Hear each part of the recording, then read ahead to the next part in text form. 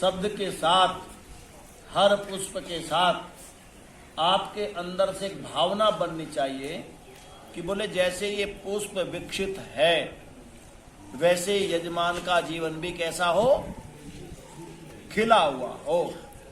चलो मैं भी तरीका भी बता रहा हूं, ऐसे सोच लेना। दूसरी बात, ये पुष्प क्यों लिए?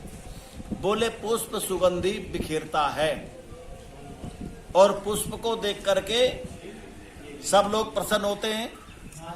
या ऐसा भी कोई है जो पुष्प को देख करके मन के अंदर कुछ ऐसा समझता हो, नाक भौं सब सकोड़ता हो पुष्प खिले हुए को देख करके? है कोई ऐसा? पुष्प को देखकर सब प्रसन्न होते हैं, विकसित। इसीलिए आपका यजमान का जीवन कैसे हो, इस पुष्प की भांति सदैव मुस्कुराता रहे, विकसित रहे, ये भावना आपकी बने। और इसी के साथ इनकी विचारधारा से जैसे ये बाह्य यज्ञ है, इनका आंतरिक यज्ञ बन जाए तो इनकी प्रत्येक विचारधारा वायुमंडल में सुगंध बिखेरती रहेगी। जैसे ये अग्निहोत्र इन्होंने किया है तो ये अग्निहोत्र वायुमंडल में क्या बिखेर रहा है? सुगंध। तो इसका मतलब आपका आशीर्वाद हो कि ये बाह्य याग इनका आंतरिक यज्ञ बन जाए, ऐसा आप सोच सकते हैं। इनके जीवन में कभी किसी प्रकार की कोई न्यूनता न आए, लक्ष्मी का सदुपयोग हो और इनके जीवन का सौभाग्य अखंड बना रहे। और प्रायः हम भी यज्ञ जैसे श्रेष्ठ कर्म में इनके माध्यम से सम्मिलित होते रहे, ऐसी कृपा प्रभु करे। ये विचारधारा, और वो भी यजमान को आशीर्वाद दिए। उनके द्वारा किए गए कर्म को देख करके यदि वो कर्म आपके जीवन में उतर जाए तो आपका आना सफल हो जाए, ये भी आशीर्वाद ही है। लेन देन का आशीर्वाद है। तो यजमान हाथ जोड़कर आंख बंद करके थोड़ी सी गर्दन नीची करें, ईश्वर में ध्यान लगाएं बड़ी विनम्रता के साथ।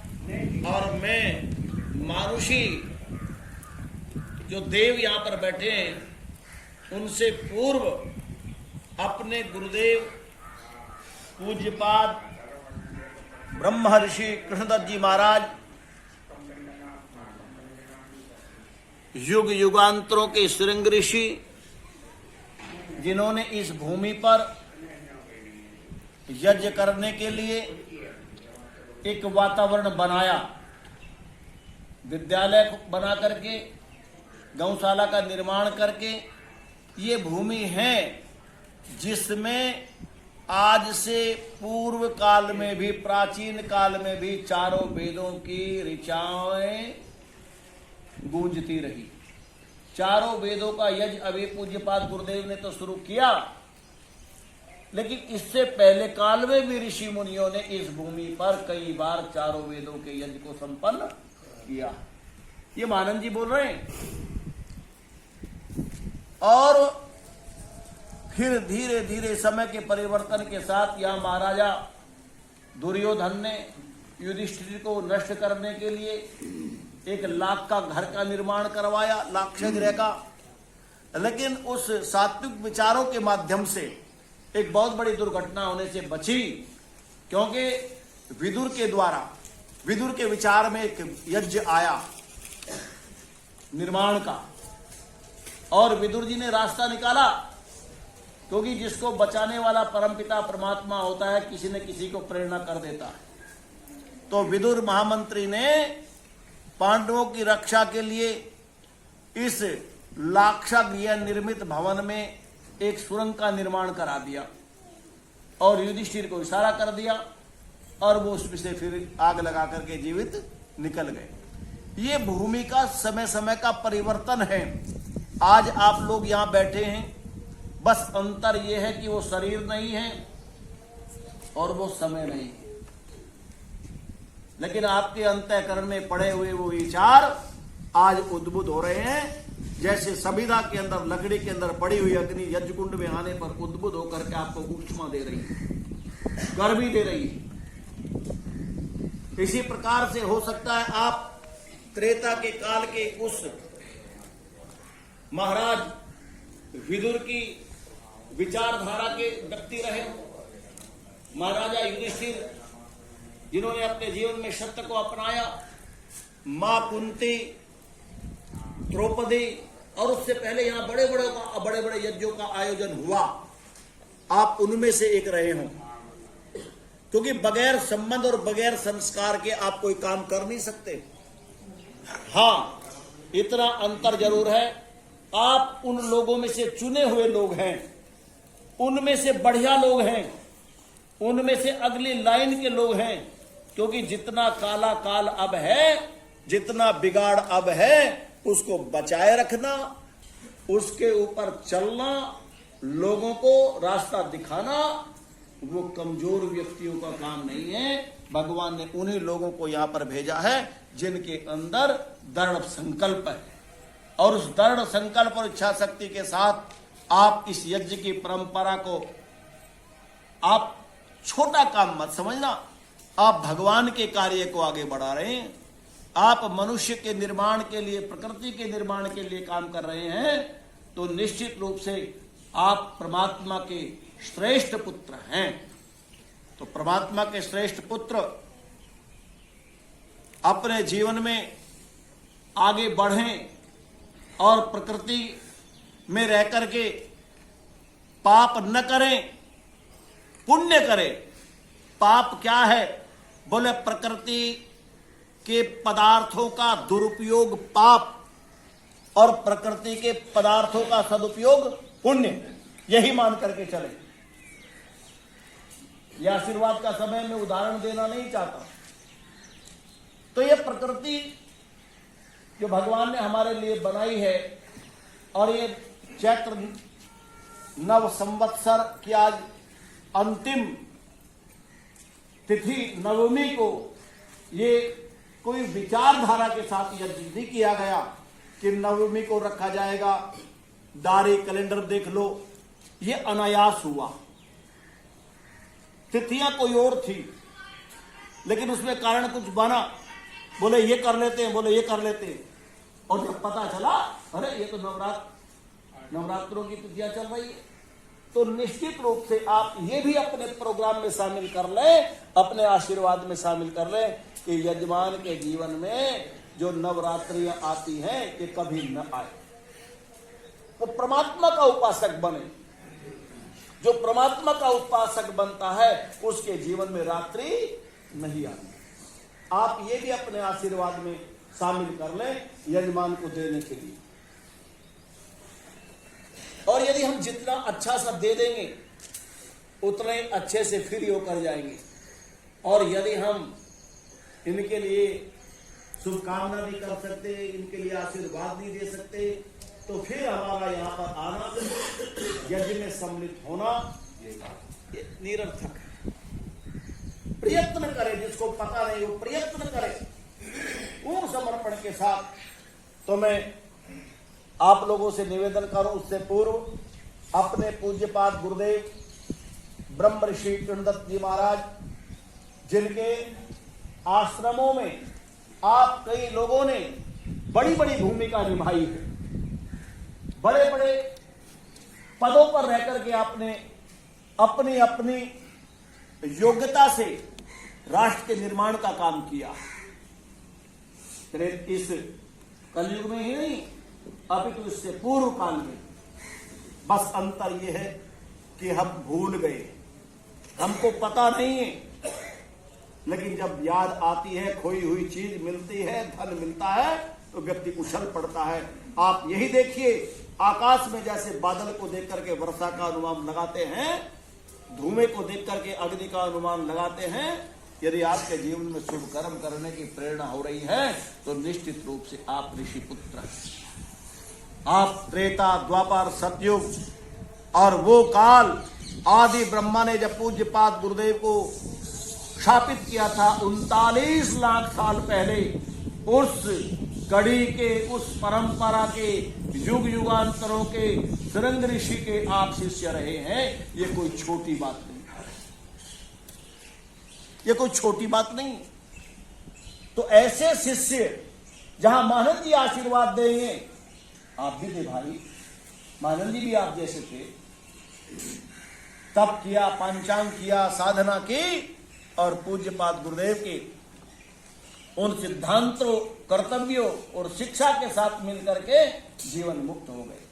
और आज जहां लाक्षागृह की पावन पवित्र भूमि पर आपने याग संपन्न किया, इस भूमि का पता, इस भूमि का जो पता था वो कलयुग में पूज्यपाद गुरुदेव के माध्यम से महानंद जी ने ही बताया।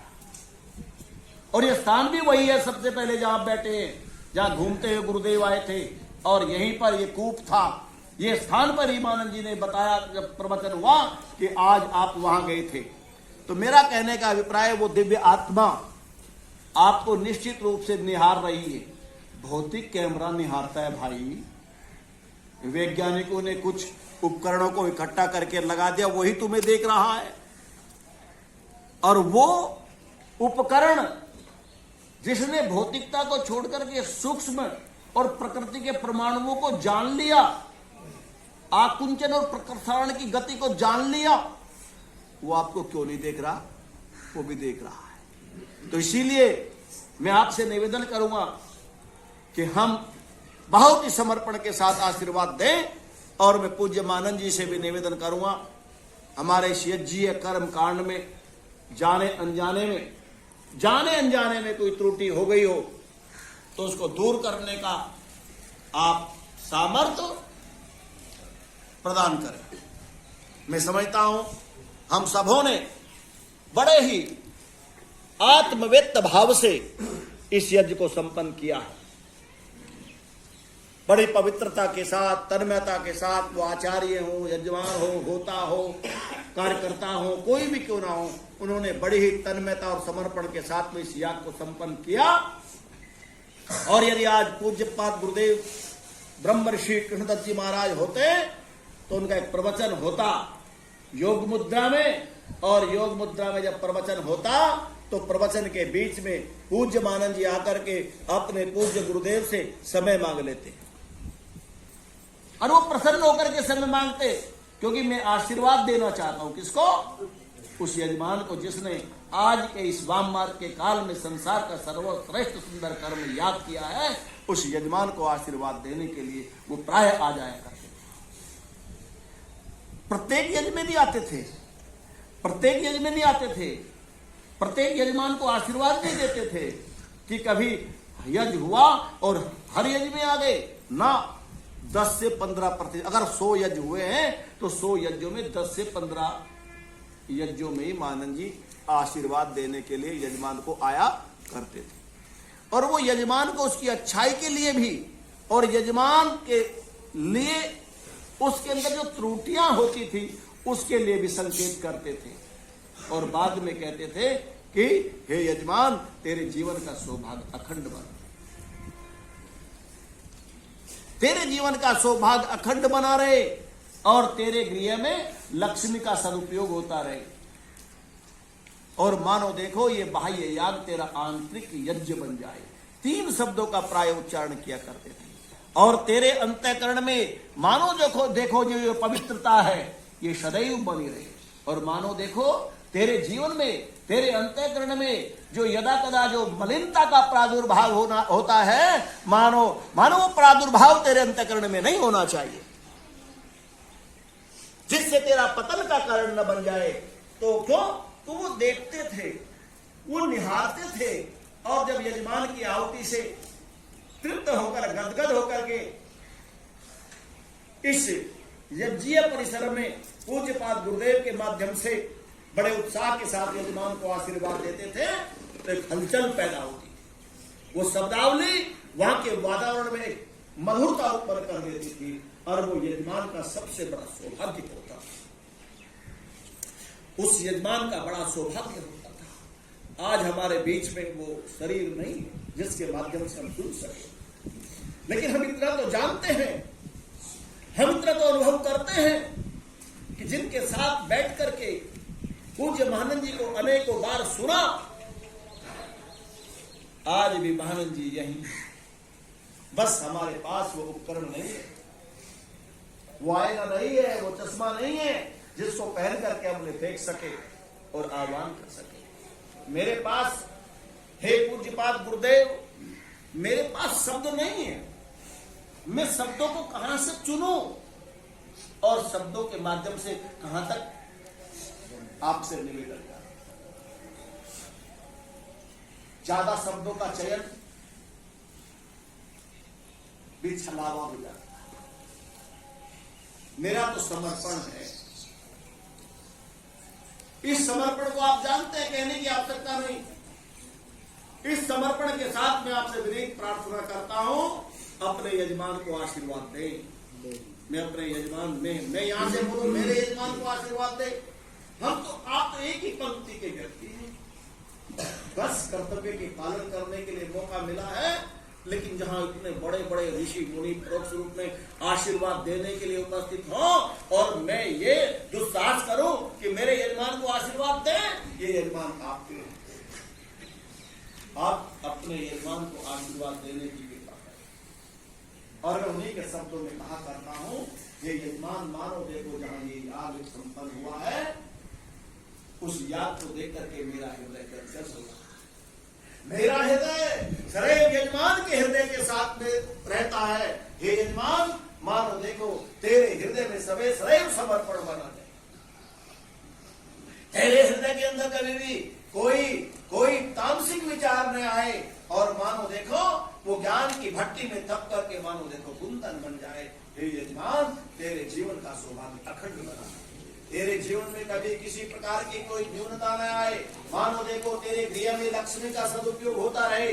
हे यजमान, तेरा ये याग माने तेरे जीवन के साथ चलता है और तेरे जीवन का प्राणपण से ये याग तुझे संवर्धित करता रहे। तेरी समस्त मनोकामनाएं पूर्ण हो, तेरी समस्त शुभकामनाएं पूर्ण हो। हे यजमान, तेरे जीवन का सौभाग्य अखंड बना रहे। तेरे गृह में अतिथियों का सम्मान हो। मानो देखो तेरे गृह में वो लक्ष्मी विष्णु के साथ होती रहे, जिससे तेरे गृह में सुख और शांति और समृद्धि का साम्राज्य बना रहे। तेरे जीवन में दुखों का लोप हो, वह परम पिता परमात्मा सुख स्वरूप है। इसीलिए सुख के साथ तेरे जीवन में दुख का सदैव अभाव बना रहे और शांति सदैव बढ़ती रहे। हे यजमान, तेरे जीवन में आदि दैविक, आदि भौतिक और आध्यात्मिक जो ताप है वो कभी तेरे जीवन में कभी तुझे परेशान न करे। हे यजमान, तेरे जीवन का सौभाग्य अखंड बना रहे। मेरा हृदय सदैव यजमान की हृदय के साथ रहता है। जिस याग से मैं दृष्टिपात कर रहा हूं, उस याग को देख करके मेरा हृदय गदगद हो रहा है और पुनः बड़ी प्रसन्नता के साथ यजमान तेरे जीवन का सौभाग्य अखंड बना दे। इस स्थली पर तेरा आगमन प्राय होता रहा है। आज यजमान के रूप में मानो देखो जो ये याग तूने संपन्न किया है, ये तेरा प्रारब्ध उद्भुत हुआ है। मानो देखो ये सात्विक प्रारब्ध हमेशा निरंतर तेरे जीवन में बीज रूप में अंकित होता रहे। हे यजमान, तेरे जीवन का सौभाग्य अखंड बना रहे। तेरे जीवन का सौभाग्य अखंड बना रहे। तेरे जीवन का सौभाग्य अखंड। अब जो मानुषी देव है वो खड़े हो जाए, जिनके पास फूल आ गई, वो मेरे साथ मिलकर के बोले और फूलों को धीरे से दे देना, छिड़क देना, वर्षा कर देना। बोले ओम सत्यः सन्तु यजमानयो शुभाकामा ओम पूर्णः सन्तु यजमानयो सर्वः शुभाकामा ओम सफला सन्तु यजमानयो सर्वः शुभाकामा ओम सौभाग्यमस्तु ओम शुभम भवतु ओम स्वस्ति स्वस्ति ओम ओम स्वस्ति स्वस्ति ओम ओम स्वस्ति स्वस्ति ओम स्वस्ति ओम स्वस्ति ओम स्वस्ति ओम स्वस्ति न इंद्रो वृद्धस्रवाः स्वस्ति न पूषा स्वस्ति बैठिए धन्यवाद